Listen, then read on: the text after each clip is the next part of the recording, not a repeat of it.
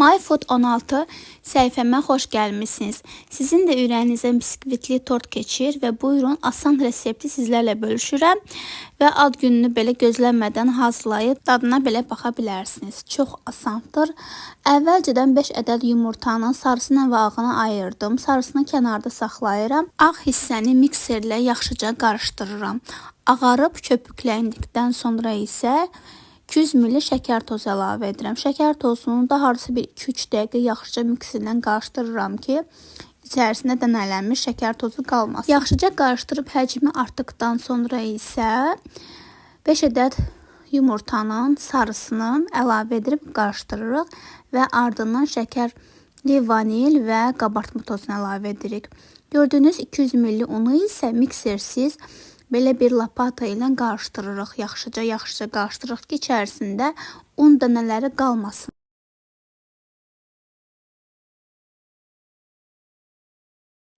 Və gördüyünüz kimi biskvitim qəşəng həcmlidir.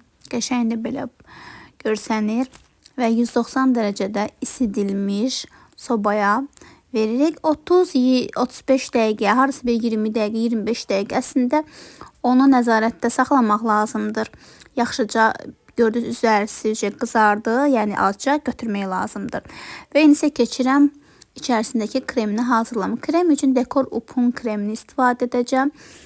Yarısını istifadə edirəm çünki azdır biskvitim.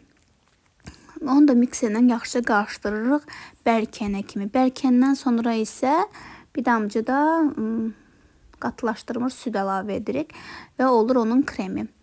Sonra isə biskvitim soyuduqdan sonra isə 2 yerə böldüm. Böldükdən sonra isə aralarına həmin o düzəltdiyim kremi əlavə etdim və məndə evdə banan var idi. Siz də öz ağız dadınıza uyğun başqa meyvələr də edə bilər. Başqa meyvə demək ki, bəzən banan, apelsin, ya çiyələk, indi hal-hazırda sezonudur, edə bilərsiniz. Və belə ikinci üzünü də qəşəngcə kremlə yayıram. Əslində çox elə də ehtiyac yoxdur. Sadəcə prosta kremli olsun. Yəni çox etməyə ehtiyac yoxdur. Çünki üzərinə də krem çəkəcəyik.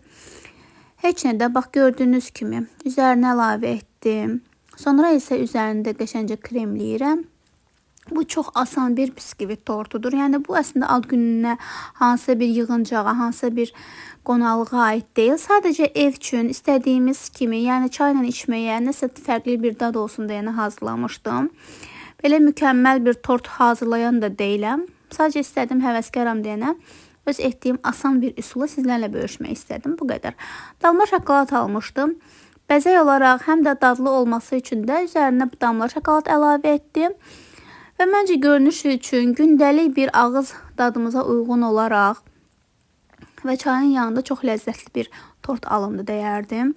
Dadı həqiqətən çox dadlı idi. Kaş ki buradan sizə ötürə bilərdim bu dadı ləzzəti. Və mənimlə birlikdə çay da belə içə bilərdiniz, elə düşünürəm.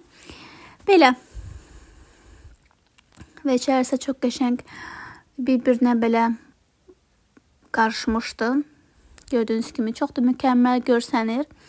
Və asan və dadlı. İzlədiyiniz üçün təşəkkürlər.